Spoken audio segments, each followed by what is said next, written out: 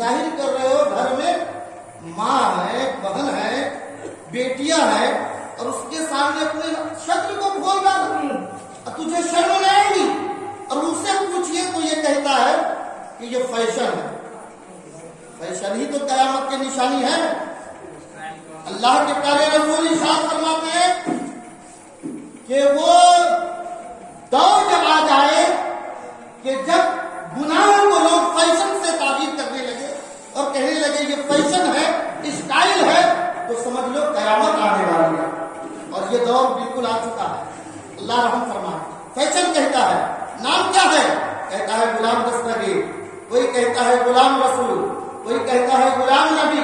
کوئی کہتا ہے غلام مصطفیٰ، کوئی کہتا ہے عبدالغفار، کوئی کہتا ہے عبدالستار، لیکن ان کے لباس دیکھیے کتنا گھٹیا ہے، ان کا کردار دیکھیے کتنا گھٹیا ہے، اور ان سے پوچھتے ہیں تو کہتا ہے یہ ہے فیشن، یہ ہے میرا نام، یہ ہے نظریے کے ماڈل۔ آپ سے میں پوچھنا چاہتا ہوں غلام دستگیر، اللہ نے آپ کو مسلمان کے گھر میں پیدا کیا ہے، آپ کو مسلمان بنایا ہے، مسلم ایمان والا بنایا ہے، کہاں کہ آپ کو تیرے نام کا نعرہ لگانا ہے، جو نعرہ آپ کو لگایا ہے دوسروں کے سہارے پر، کہاں سے تیرے امام حسین کو یاد کر لیا ہوگا؟ کربلا کے سرزمین پر سب سے پہلے امام حسین اور اپنی زندگی تیرے نام کرنا ہے، تم اس نظریہ کا نام نہ کرو، بلکہ مسجد میں چلے جاؤ اور مسجد میں جانے کے بعد 2 رکعت نماز ادا کرو، اور ادا کرنے کے بعد بارگاہ خدا بندی میں دعا کرو، مولا میں نے 2 رکعت نمازیں ادا کی ہے، یہ سجدہ تیرے نام، یہ رکوع تیرے نام، یہ تسبیح و تحلیل تیرے نام، یہ تحیات تیرے نام، یہ دعا تیرے نام، میں نے کام قرآن دستگیر تو کیا سمجھتے ہو؟ کام کو اپنے اٹھنے کو مصطفیٰ کے نام کر دیا ہوگا، اپنے بیٹھنے کو مصطفیٰ کے نام کر دیا ہوگا، اپنے جاگنے کو مصطفیٰ کا نام کر دیا ہوگا۔ او غلام دستگیر، یہ آج کا نعرہ نہیں ہے، یہ تیرے نام کا نعرہ امام حسین نے کربلا کے دھرتی پر لگایا تھا، اسلام کی حقانیت کے لیے، اسلام کی حفاظت کے لیے، اسلام کی بقا کے لیے۔ امام حسین نے کربلا کے میدان میں اپنے بچے کو قربان کر دیا،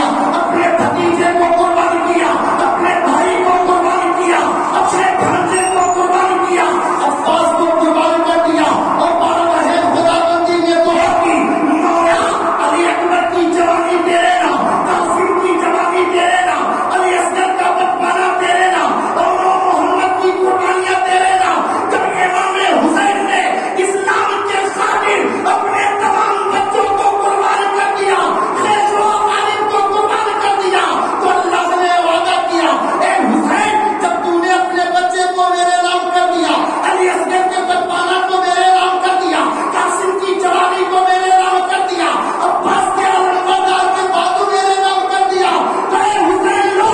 جنت تیرے نام، جنت کی گلیاں تیرے نام، جنت کے حور و غلمان۔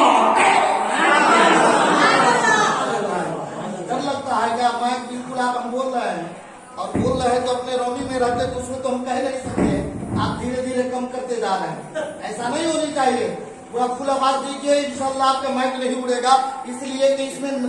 نچریاں نہیں کوئی گا رہا ہے، بلکہ غلامان رسول، نعت رسول اور تقاریریں کر رہا ہے۔ آپ کو کوئی نقصان نہیں ہوگا، ڈریے مت، اس لیے کہ ہم جانتے ہیں کہ آپ کی مشین کتنی تگڑی ہے۔ بڑھائیے آواز۔ اللہ تعالیٰ نوجوانوں پہ رحم فرمائے کہ آپ اپنے لباس کو بدلیے، اپنے کلچر کو بدلیے اور شریعت کے رنگ میں رنگ جائیے۔ اللہ کے پیارے رسول ارشاد فرماتے ہیں النکاح من سنتی فما غضب عن سنتی فلیس منی۔ سرکار فرماتے ہیں شادی کرنا، نکاح کرنا میری سنت ہے، اور جس نے میری سنت سے اعراض کیا وہ مجھ میں سے نہیں۔ سرکار نے فرمایا شادی کرنا یعنی نکاح کرنا میری سنت اس لیے کہ یہ پیاری سنت ہے، اور سب سے پہلے نکاح کس کا ہوا، کہاں ہوا اور کس نے کیا؟ ارے اب تو ہم لوگ سب شادی کرتے ہیں اور سب آپ کہتے ہیں سنت سنت سنت سنت، چلیے سنت ہے لیکن سنت کے طریقے پہ ہو یا نہ ہو، لیکن ایک سوال میں آپ سے پوچھتا ہوں کہ سب سے پہلا نکاح کس کا ہوا؟ میں کئی مرتبہ بتا دیا ہوں، یاد نہیں کیے تو الگ بات۔ وہاں قاسم صاحب بھی بتاتے رہتے ہیں، وہاں کلیم الدین صاحب بھی بتاتے رہتے ہیں، جو ہمارے سابق امام حضرت علامہ مولانا عبد القدوس نوری صاحب، انہوں نے 12 تقریر کی ہے، ایک بھی بات یاد کیے ہیں۔ سب سے پہلا نکاح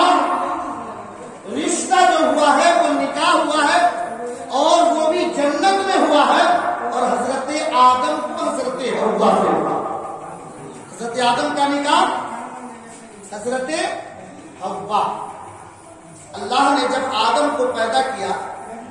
حضرت آدم علیہ السلام کو جنت میں ٹھہرایا، اور ٹھہرایا تو حضرت آدم علیہ السلام جنت کا معائنہ کیا، مشاہدہ کیا، جنت میں دیکھا ہر چیزیں ہے، ہر خوشیاں ہے، لیکن اپنے